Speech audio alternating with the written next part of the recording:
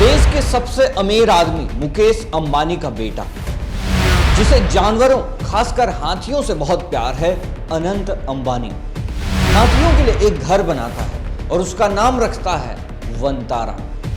गुजरात के जामनगर में इंसानों से भी बेहतर लाइफस्टाइल, वो भी जानवरों के लिए। लेकिन अनंत अंबानी का वनतारा अब एसआईटी की जांच के दायरे में आ गया है। क्या एसआईटी की जांच के बाद अनंत अंबानी के सपनों का घर वनतारा हमेशा के लिए बंद हो जाएगा? इस सवाल का जवाब जानने के लिए आपको इस वीडियो को अंत तक देखना होगा।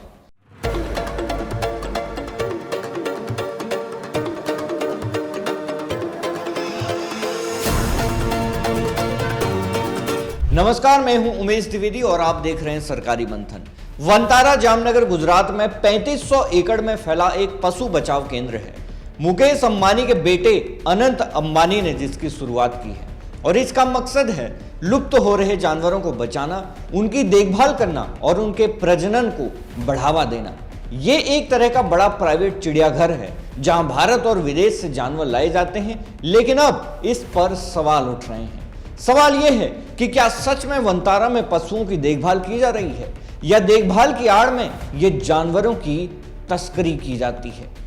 ये सवाल इसलिए भी खड़े होते हैं क्योंकि भारत के प्रधानमंत्री नरेंद्र मोदी ने खुद इस चिड़ियाघर का उद्घाटन किया था। दोस्तों, सुप्रीम कोर्ट ने 25 अगस्त 2025 को एक विशेष जांच टीम यानी एसआईटी का गठन किया है, जिसकी अगुवाई सुप्रीम कोर्ट के पूर्व जज जस्टिस जे चिलमेश्वर करेंगे।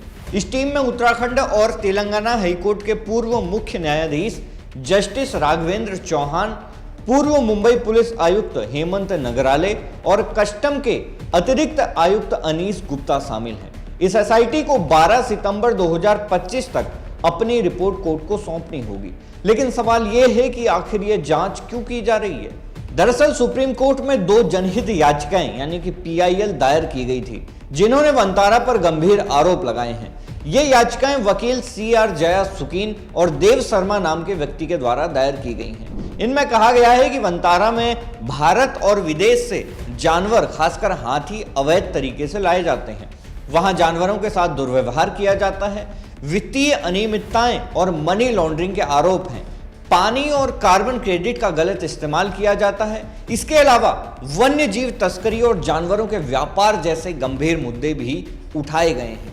अब ये आरोप कितने सही हैं, ये तो एसआईटी की जांच से पता चलेगा। लेकिन सुप्रीम कोर्ट ने साफ कहा है कि याचिकाएं ज्यादातर समाचार पत्रों की खबरों और कुछ वन्य जीव संगठनों की शिकायतों पर आधारित है। यानी अभी तक कोई ठोस सबूत कोर्ट के सामने नहीं रखा गया है। कोर्ट ने इसे तथ्य खोज जांच कहा है, यानी इस जांच का मकसद सिर्फ सच का पता लगाना है, ना कि वनतारा या किसी और पर उंगली उठाना। तो एसआईटी क्या क्या जांच करेगी, आइए इसे आसान भाषा में समझते हैं। दोस्तों, जानवरों का अधिग्रहण वनतारा भारत और विदेश से जानवर कैसे लाता है, खासकर हाथियों को? क्या यह प्रक्रिया वन्य जीव संरक्षण अधिनियम 1972 और चिड़ियाघर के नियमों के मुताबिक है? दूसरा, साइट्स नियम। ये एक अंतर्राष्ट्रीय समझौता है जो लुप्तप्राय जानवरों के व्यापार को नियंत्रित करता है। क्या वनतारा इसके नियमों का पालन कर रहा है? तीसरा, जानवरों की देखभाल।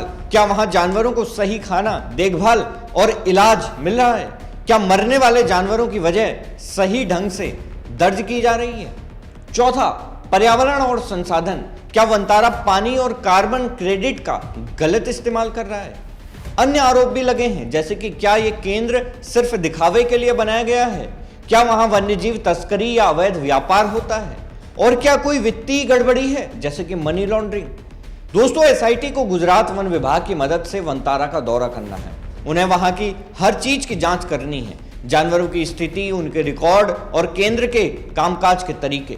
यह जांच 12 सितंबर तक पूरी होनी है और इसके बाद कोर्ट 15 सितंबर को इस मामले की फिर से सुनवाई करेगा। सबसे पहले यह समझना जरूरी है कि वनतारा कोई छोटा मोटा केंद्र नहीं है। 3500 एकड़ में फैला यह केंद्र दुनिया के सबसे बड़े पशु बचाव केंद्रों में से एक है। यहां 2000 से ज्यादा जानवर हैं, जिनमें हाथी, शेर, चीता और कई लुप्त प्राय प्रजातियां भी शामिल हैं। दोस्तों, रिलायंस का दावा है कि यह केंद्र जानवरों को बचाने और उनके संरक्षण के लिए काम करता है। लेकिन सवाल यह है कि अगर सब कुछ ठीक है तो ये आरोप क्यों लग रहे हैं? देखिए, पिछले कुछ समय से वनतारा कुछ मामलों को लेकर सुर्खियों में रहा है। पहला, हाथी का मामला। इस जांच की शुरुआत एक हथिनी महादेवी माधुरी के कोल्हापुर के मंदिर से वंतारा ले जाए जाने से हुई। कुछ लोगों का कहना है कि इसे गलत तरीके से ले जाया गया। दूसरा, पारदर्शिता। दोस्तों, याचिकाओं में कहा गया है कि वंतारा ये नहीं बताता कि वो जानवर कहां से लाता है और कैसे लाता है। अगर ये सच है तो ये वन्य जीव संरक्षण कानूनों का उल्लंघन हो सकता है। तीसरा, वित्तीय आरोप। मनी लॉन्ड्रिंग और कार्बन क्रेडिट के दुरुपयोग जैसे आरोप गंभीर हैं, लेकिन अभी तक इनके लिए कोई ठोस सबूत नहीं दिखाया गया है।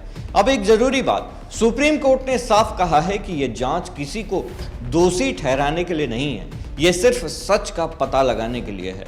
यानी अभी वंतारा पर कोई फैसला नहीं हुआ है, लेकिन अगर एसआईटी को कोई गड़बड़ी मिलती है तो सुप्रीम कोर्ट क्या कदम उठाएगा, ये तो आने वाला वक्त ही बताएगा। देखना होगा कि एसआईटी की जांच में क्या सच सामने आता है। आपका क्या मानना है वंतारा को लेकर? अपनी राय हमें कमेंट सेक्शन में जरूर बताएं। मैं हूं उमेश द्विवेदी और आप देख रहे थे सरकारी मंथन। नमस्कार।